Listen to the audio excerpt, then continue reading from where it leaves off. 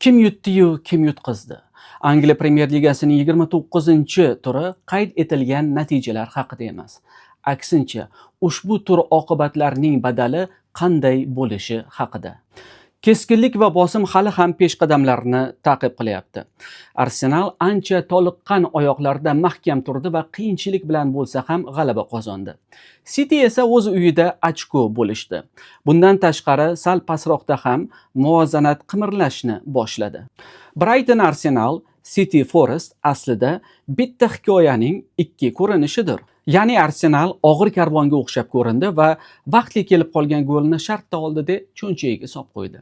U yog'iga esa gol olib kelishi mumkin bo'lgan g'alabani saqlab qolayotgandek oqshomni xotirjam boshqarib bordi.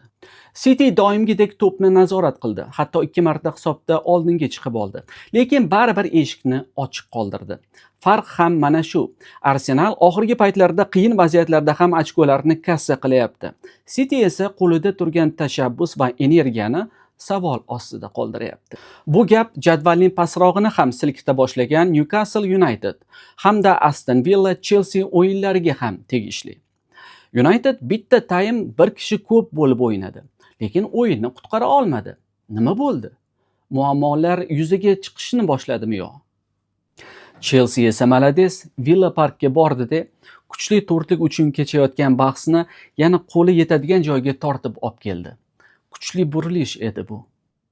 Wolverhampton Liverpool oddiy bir syurpriz emas, balki kattalashib borayotgan qolip. Demoqchimanki, Liverpool yutqizsa, gollarni oxirgi daqiqalarda o'tkazib yuboryapti. Va albatta Wolverhampton. Bu endi tasodif emas. Arsenal, Villa va endi Liverpool hech kimdan so'rab o'tirmay ochko olyapti hozir.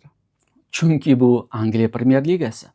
Yaxshi o'ynaganing uchun mukofot yo'q, lekin ishni oxiriga yetkazib qo'ymasang, jazo muqarrar.